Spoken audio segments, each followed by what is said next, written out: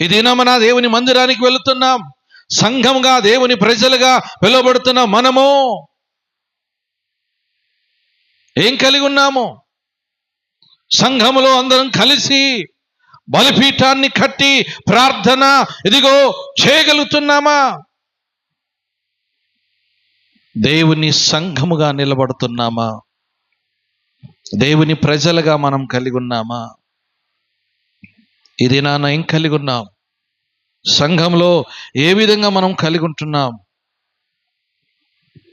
దేవుని బిడ్డలమైన